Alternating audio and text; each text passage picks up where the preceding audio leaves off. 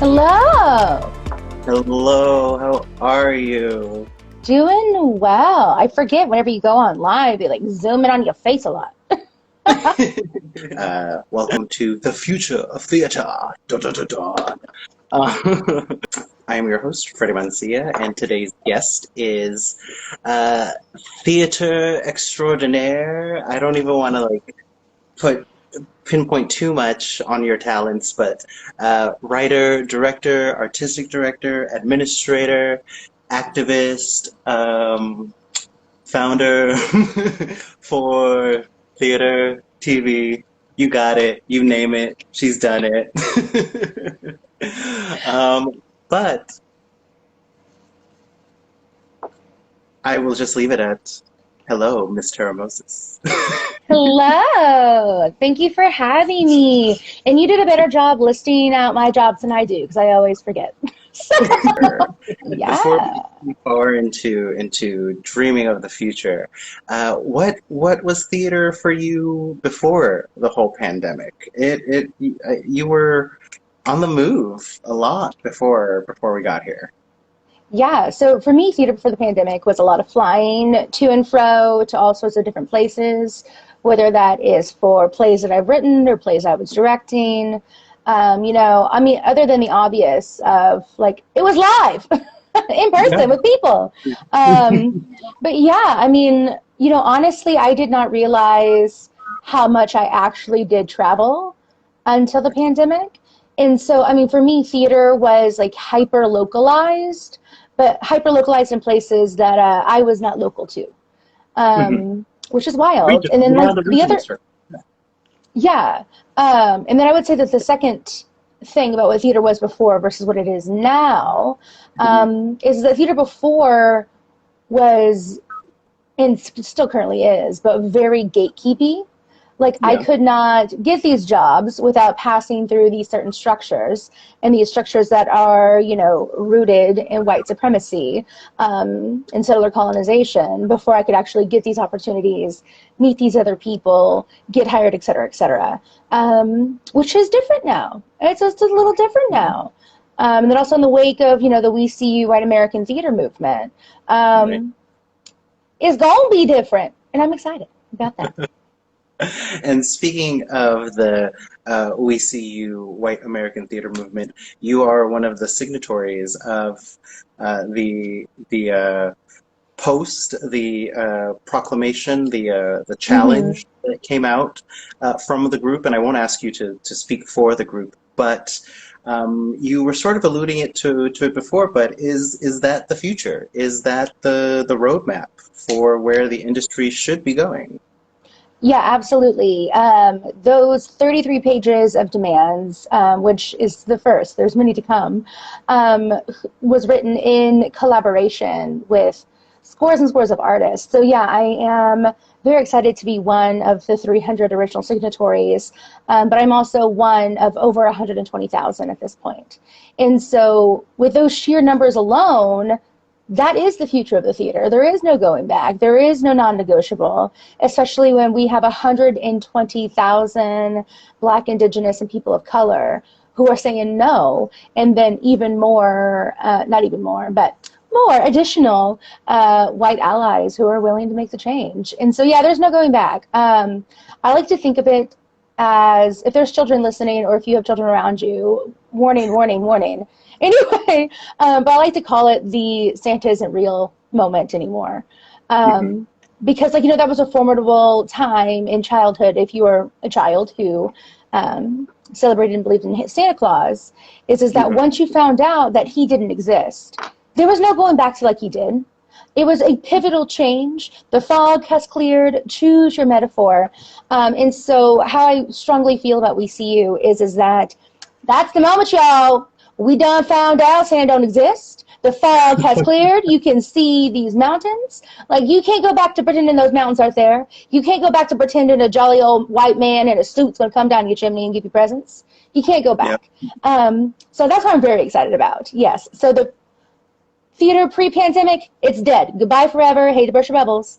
We have theater during pandemic, and then I'm excited for theater after pandemic, which will be more equitable and more accessible. will it look the same? I think for me, I think yes and no. I mean, because also just the structure of theater, as we've all been taught, has been rooted in the Eurocentric way of storytelling. And so it's like you have your pretty little picture box. Audiences come to see the work that you've done. That is done. It's finished, and then they leave. And you give them what you want to give them, et cetera, et cetera, et cetera. Anyway, I mean, and also like theater's created again, as we have all been taught and have formally known it, in a very hierarchical top-down structure. And so, I mean, everything from new play development is rooted in colonization, and again, really forcing that Eurocentric model of storytelling, which is not the only one, nor is it the best one at that, may I say, but it ain't the only one. Anyway, down the throats of everyone. I mean, from university to every development process ever. Anyway, so when I'm thinking about like what the structure of theater could be, I think it'll be different, especially if we make these drastic field sweeping changes that we need to make. How can we continue to prioritize Eurocentric ways of storytelling?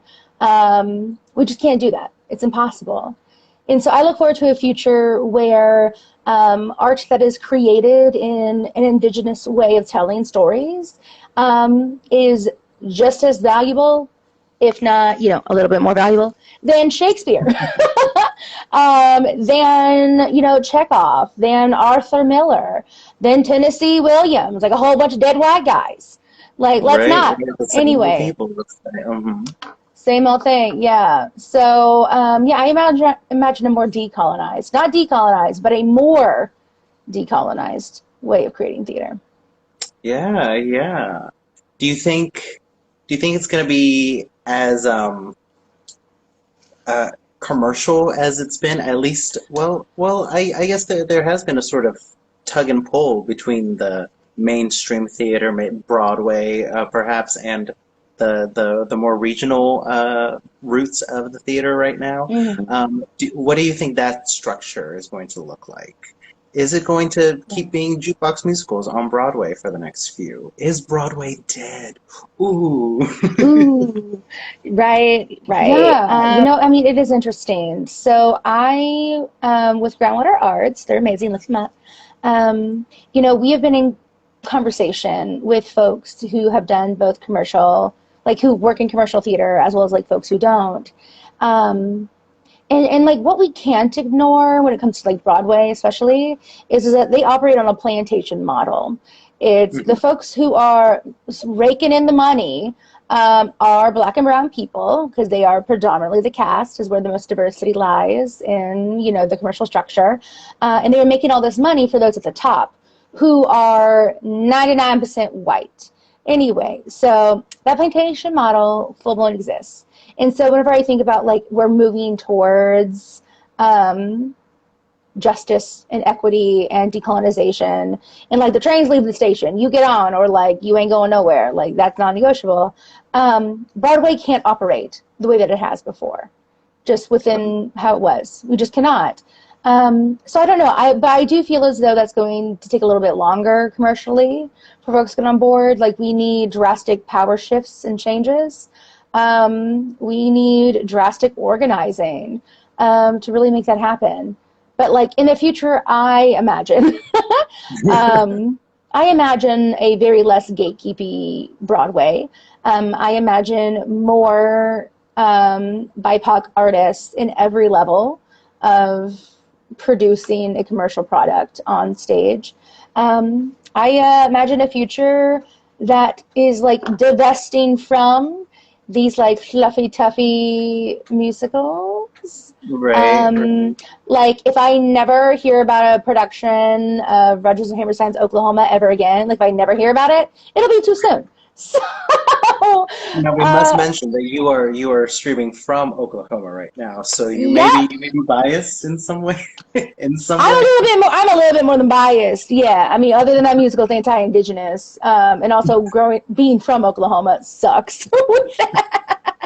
Anyway, that's just the example I always give. But yeah, but I mean, like, I imagine a future where we don't need that. One where we can actually really support art for art's sake.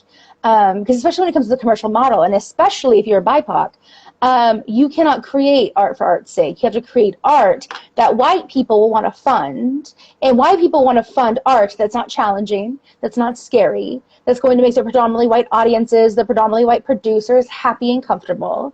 And so, like, how can someone like break through that commercially? It's impossible.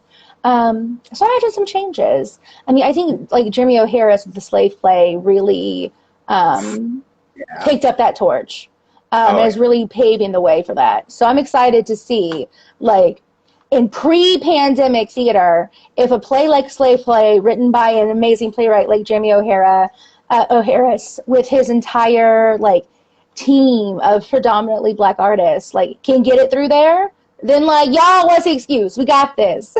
Anyway, so huge shout out and kudos to Jeremy in his Slave Play. How do you feel about the online theater that's been happening these days? Is online theater going to be a component of the future of theater, or at least maybe for the moment? Is it the now? I hope so, honestly. So this is my controversial hot take opinion. Whoops, gonna get burned at the stake. So I personally love digital online theater for a multitude of reasons. The first one being accessibility, because, you know, as an example, my family has never seen a play that I have written or directed because it's never been where they live. And when it has, it's been too far away, it's been too expensive. I'm only given 2 comp tickets. And, you know, they live in Seminole Nation, and the plays that I write are very much rooted in my family's histories within Seminole and Muskogee Creek Nation. And so because of digital theater, they were able to see plays of mine which are inspired by their own stories and experiences, which have never happened before. You know, I also think about accessibility in the way of pre-pandemic, because I'm based in Oklahoma, and I have to travel to the places. Everyone would be like, oh, you need to know this director's work, or you need to know this playwright's work, or blah, blah, blah, blah, blah. And then it's like, well, y'all, I'm stuck up here in Indian country. I can't get on a plane to go see the show in New York, or go see the show in DC, or blah, blah, blah, you know, just for a weekend. I can't do that. And then the other part of accessibility, too, is that this pandemic is nowhere near over. And even when we get to the place where folks say that the pandemic is over, it's not going to be over for a multitude of individuals, folks with disabilities, folks with compromised immune systems, like folks who live with people with disabilities or compromised immune systems, et cetera, et cetera. And I am one of those people. And so, like, long after people say theater is safe, it still won't be for, like, me and millions of others who are like me or in situations similar. And so I hope it stays, you know. And then I think about, like, how well Hamilton did on Disney Plus. Now, I ain't a big fan that I had to go pay Disney Plus $7.99, because also Disney is a terrible corporation. But anyway, or like how well Constitution Means to Me is doing at Amazon. Again, I hate Amazon. I don't want it. But just like it's opening the doors for millions of people to experience work. And so I would love a future of theater where it's a hybrid, where we have our live performances per usual. I mean, but also theaters are investing in these high quality recorded productions. I also imagine a future where Actors Equity and SAG can get off their high horses and come to a compromise. I recently got bit in the ass about that earlier this week, trying to contract actors. Anyway, because, like, that is the future. That is where we're going, you know? And I talk to people about Binge all the time and about how we launched this in the fall of 2016. 2016. Yeah, it was 2016. Nope. It was early November 2016. I know. Yeah, and I've been talking to people about it, and then everyone was like, you are way ahead of your time. And I'm just like, no, I think it's just the time needed to catch up. Like, we were I would argue, behind, because inaccessible theater has existed long before 2016. Right. Yeah, we were just catching up. We just started catching up earlier than y'all. We're trying to catch up. Um, You know, and I will say that we're finally like at a place where we can do things like this, but it did take a lot of experimenting. It did take a lot yeah, of figuring things out. And I will say that as a historian, I was inspired by the early days of television and of films. It was a lot of like, hey, let's throw stuff on the wall and see what sticks. You know, like there's a market for everything. And I think it, as a historian, I will say, and you know what, I will do one of these little that's my I know I'm about to mansplain sound. oh, I love it. I love that you have a sound effect for that. Well, you know, like it just I'm trying to use my powers for good is the point of whatever I was going to say. But but there is a market for everything, and as a historian, I have seen the power of diversity, and diversity is the thing that can save an industry. Um, and right now, we need to be aggressive with it instead of trying to figure out just the best way of doing it. Like we need to do some things, fail a little bit, and in a safe way, of course, because in the end, I do believe safety is power. But I will say that we have to try things. We have to figure stuff out right now, and kudos to everyone who is doing it on their own. But expanding the table is sort of like the big picture that hmm can resurrect a whole industry because there is a market for everything, and right now we need money. And I will also introduce you to Marshmallow. Hello, Marshmallow. Look, this will get us some like puppy views. yes, marshmallow. Use your Yeah, power. that is the thing. I think about like these large establishments of theaters, right? Like we have the public, we have OSF, we have Arena, and like, yeah, we're all struggling. The theater be struggling. But what happens if we change our priorities to, celebrate diversity, to be accessible, to create a future that is both digital and live? Um, what happens if y'all change your priorities just a little bit? Just a little bit. Does that mean Yeah, Mr. Oscar Eustace doesn't get paid as much as he does? Oh well, like maybe.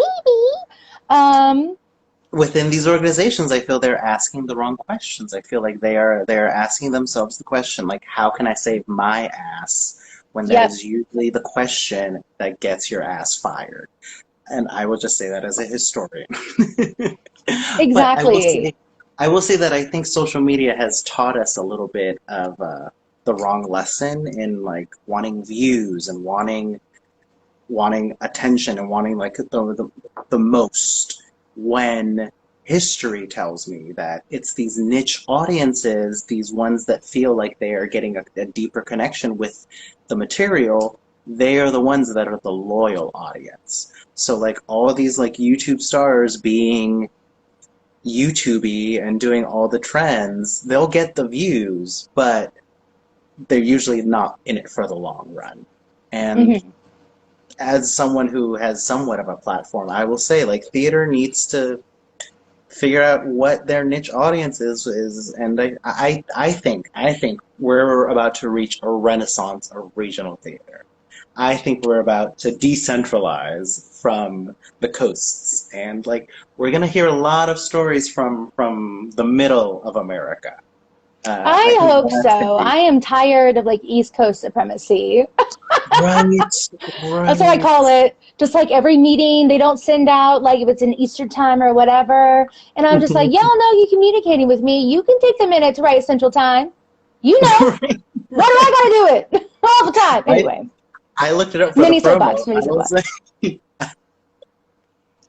um, but I will say that I looked it up because I'm used to working with people sort of like across the country as a dramaturg and a coach sometimes in the before times.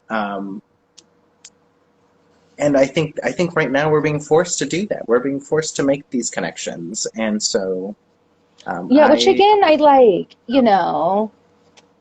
which is lovely. I'm going to be a little bitter just for a second. Um, go for it. I mean, because also like a lot, I've gotten a lot of pushback from peers naturally because like, we are all mourning what was once Right. versus where we are now and those are totally valid for a multitude of reasons. So I'm not here to be like, stop it. But I have gotten a lot of pushback when I've spoken very positively about like what a digital hybrid future could look like. Um, but like one thing that I keep getting pushed back about um, is like how, oh, well, without a live audience, without doing theater live, like you just can't have those connections with people, blah, blah, blah. That's what theater's all about. And I'm also sitting here and I think about how like you and I have built relationships with not just one another, but scores of artists online and digitally since 2016. I think Right. about an international collaborative I'm a part of called Unsettling Dramaturgy that I've been a part of since 2018. And we've never met each other in real life. It's all been on Zoom. Right. Um, hello. I think about these old platforms. Oh, I forgot the name of it. Claudia Alec. They are an amazing disability advocate. But it was this platform where you could watch a movie with your friends and like have a little comment section going on at the same time. Like you would be forming those relationships and experiencing it in real time. So I mean, also there are countless studies that show that you can still have these relationships digitally and feel connected as though you're in the same room together while screening something in community. And so, like, y'all, you can't argue with science. You can't Right. argue with proven data. Like, we can still have that magic of liveness of the theater digitally. It just takes some ending of pity parties and thinking creatively, but also like looking to individuals who have been doing this work for years. I mean, not just as a binge, not just at Unsettling, not just at Calling Up Justice, which is the organization that Claudia runs. There are tons and tons of artists who've been doing this, who have been accountable to their communities, prioritizing community accountability, and creating these connections virtually. And so, yeah, so it's like, how about we decenter from this whiteness of theater, which has not had to do that work because they have not been excluded. So they did not have to find other ways to connect with their communities. And look to the predominantly BIPOC artists who've been doing this. I mean, I love saying all the time, like an original thought is not as original as we think it is. More often than not, somebody's already done it. And that somebody is most likely a Black, Indigenous, or brown person. Right. Right. Right. Right. I mean, American arts has a very, very long history of whitewashing arts by BIPOC people, and maybe we're at a place where that is all changing. I hope so. Um, and in this time of change, do you, what I think is going to be happening along with making these connections is also like a mixing of forms. Like I feel like Yeah. music is going to be a lot more theatery. I feel like virtual reality is going to get more theatrical content. Um, Oh, I know something about that. But yes, I can't tell the public, but yes. and because I feel like we can still learn a lot from social media. It has been teaching us a lot, but there is room for growth, I feel like. Mhm. Yeah, so I tend to thrive on Twitter. That's where you all will find me. um, yeah, I mean, it is important. We've known it's been important. I just think about like the past 5 years being in marketing conversations with institutions and about how all of these institutions have been hiring like social media strategists and social media marketers because they know it's not going anywhere. It's only continue to grow. I mean, and that's evidenced by the fact that whenever new platforms come, and then they get huge followings, those followings don't ever taper off. usually. They continue to grow. And it can even continue to grow as more and more platforms are added. Like TikTok is a prime example of that right now. See, now I'm scared of TikTok as a DC person. Like, I feel like I should not have it on my phone. Fair. I'm also not on the TikTok because I'm just like, you know what, I got a lot going on. Anyway, but I think it's negligent to ignore it or to think it's not going to be part of our future. Now, what does that look like? I don't know. Social media changes literally every minute. Right. And from day to day. I mean, everything from the Popeyes chicken sandwich is an example that I give a lot when I teach social media strategic planning classes. And how something as simple as a tweet with some shade at Chick-fil-A, which deserves all the shade, dare I say, anyway, sold them out nationally for months because of one singular tweet. And again, that's a little bit different because of it's a different industry, et cetera, et cetera. But it's not going anywhere. Why don't we just embrace it and then figure out, again, through trial and error, how it can work for theater, how it can serve our audiences, serve our communities, keep us accountable to our communities. Because even I think about Tilla Tulsa, the organization that I'm the artistic director of, and we are producing On the Wings of Mariposa by Alvaro Sarrios. Amazing. Find him on New Play Exchange. Anyway, and because we're in this digital time, I was like, you know what? What happens if I post this audition notice in just one Facebook group? Just one. And the Latinx Theater Commons, I was like, what if I put it in there? What'll happen? It's a cast of 6. Typically, pre-pandemic, we would get about 20, 30 auditioners for a show. Sometimes 10. Depends on the time of year. Anyway, locally. And so I put that out there since it's digitally, and I'm like, might as well. And we got over 200 audition submissions. Nice. So I spent 15 hours on Zoom this weekend. That was fun. Anyway. Oh, fun. Wow. Oh, gosh. It was a lot. I mean, but I felt really energized because the artists were so great. And, and we've had folks audition from Alaska all the way up to the tip of New York, and everywhere in between. And it was just such a lovely time that Facebook, of all places, was able to put me in contact with these hundreds of artists who I'm excited to work for in the future, who I'm excited to send opportunities along to, because now I know that they're there, that they're interested, and as we're on this digital platform, might as well introduce them to our local communities here in Tulsa and really showcase the diversity of the Latinx community. And so I will say that.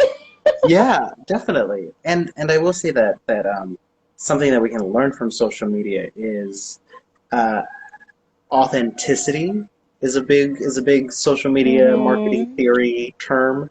And I have found just by doing my own studies and my own experiments with Binge is that the more you lean into your own interests, your own uniqueness, that's where you find that authenticity.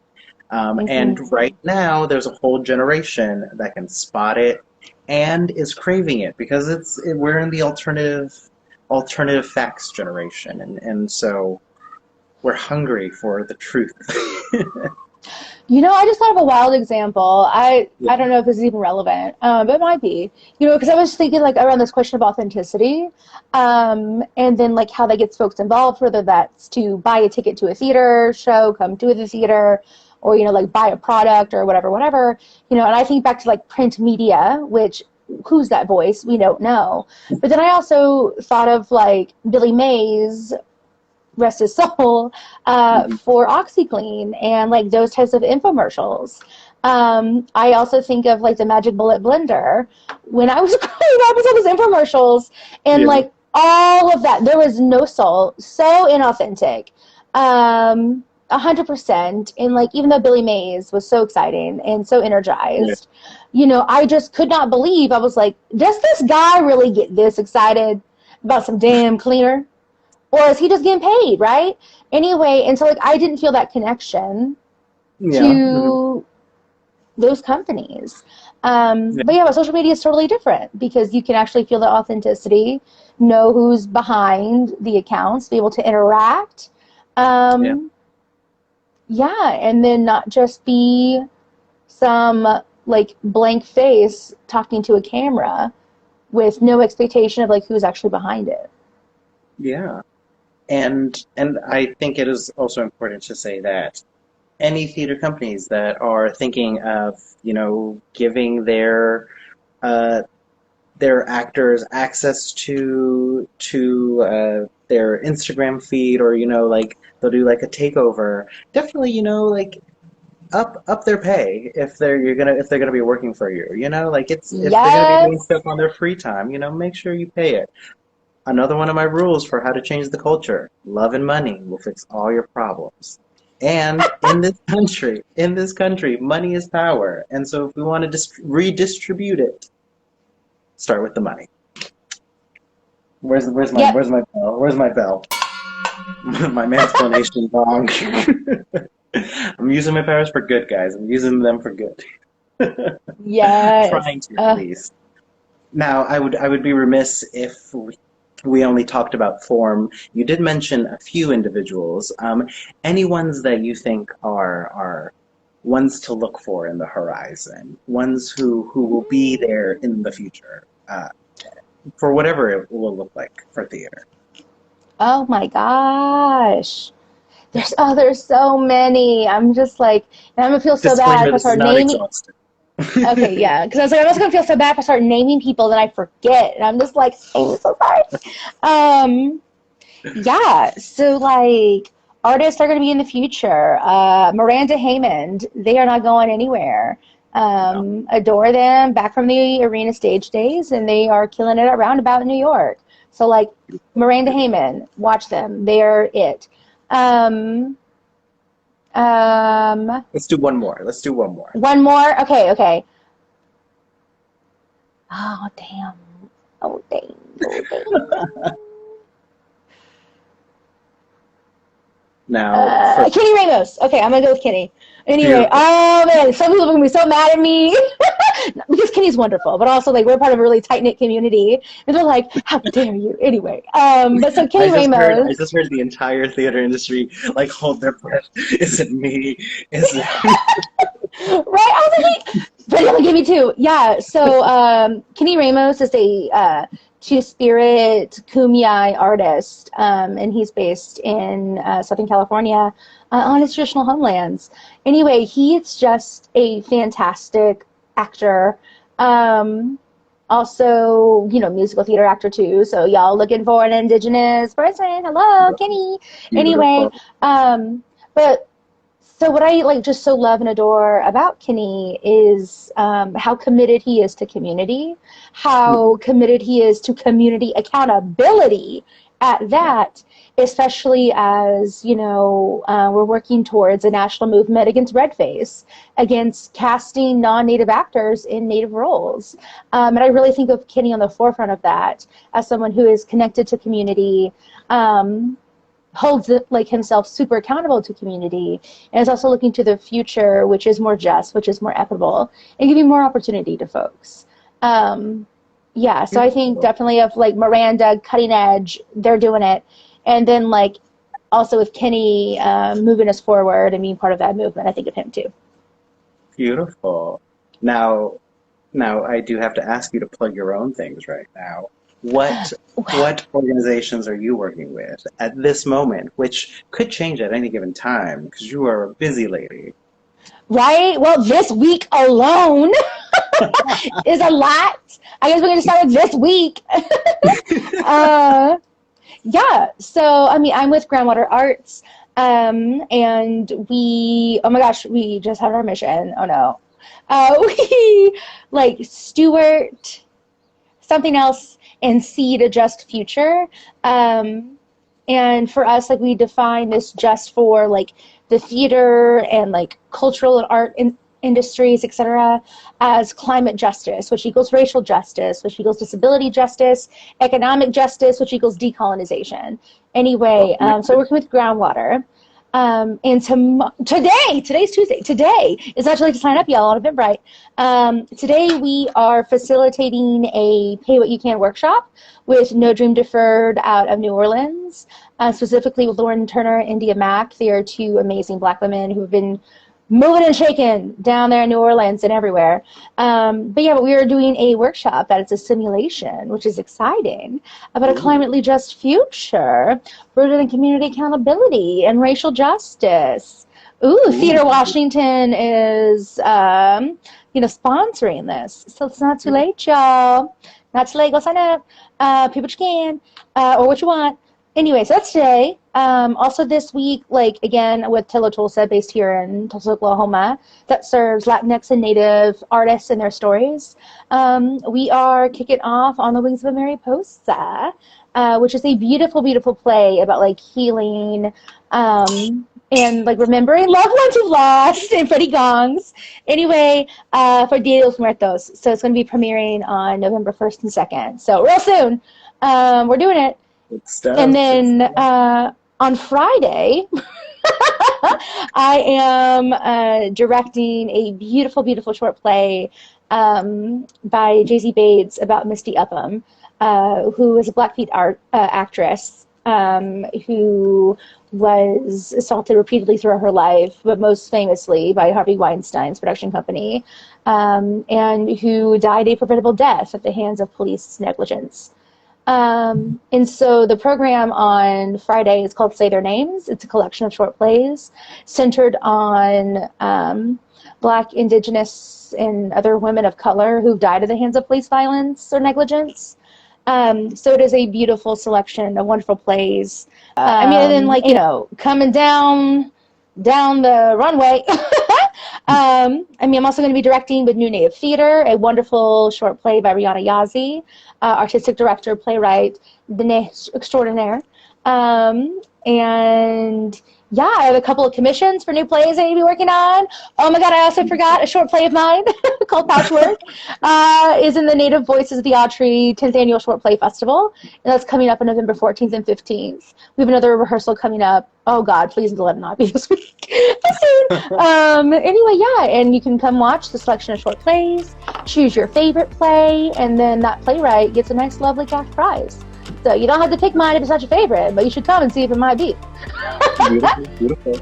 And as you add things to your roster of collaborations, where is it that people can follow to be updated on your whereabouts? Yes, which everywhere abouts from my living room. So on Instagram and on Twitter, I'm at Tara Tomahawk. Twitter, you don't get a lot, so fair warning. Anyway, so that's where you can find out the details. Old-fashioned Facebook, we can do that. But also TaraMoses.com, which is on my to-do list to update sometime soon because it's not quite updated. But you can get a lot of stuff from there too. Good stuff, good stuff. We'll see you guys next time on The Future of Theater.